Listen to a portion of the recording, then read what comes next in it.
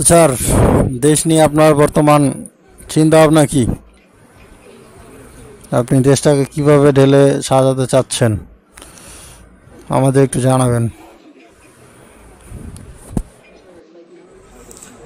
আসলে চিন্তা ভাবনা, দেশে তো দুর্নীতিতে ভরে গেছিল।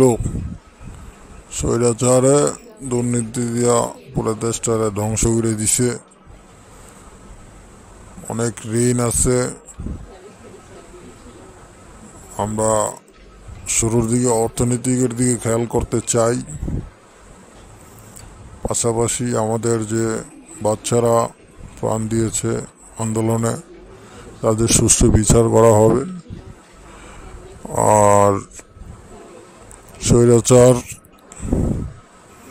খনিকে দেশে এনে তাকে শাস্তির ব্যবস্থা করা হবে।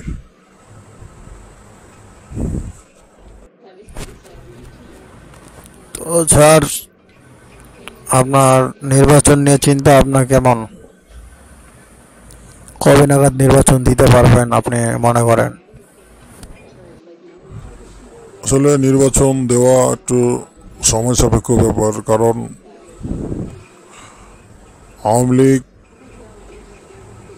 যেভাবে দেশটাকে দুর্নীতিগ্রস্ত করে রাখছে, সব জায়গায় আওয়ামী লীগের লোক সেট আছে এখনো। আমরা এগুলোকে আগে পরিষ্কার করব। দুর্নীতিগ্রস্ত লোকজনরা আগে এখান থেকে সরাতে হবে, কারণ এখন নির্বাচনে অবস্থায় দিলে আওয়ামী লীগ বাইরে থেকেও ক্ষমতায় চলে আসবে। তখন দেশটা আবার সেই স্বৈরাচারের হাতেই চলে যাবে। আগে আমাদের সংস্কার করতে হবে।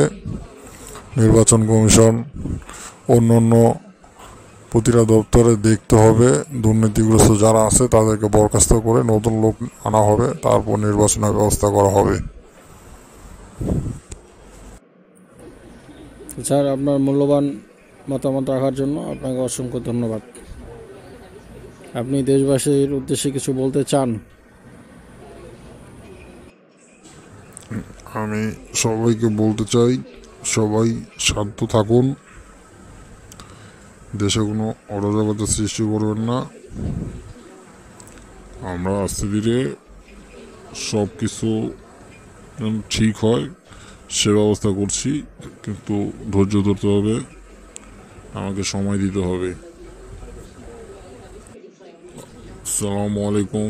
প্রিয় দেশবাসী, সবাই ভালো থাকবেন, আমাদের জন্য দোয়া করবেন,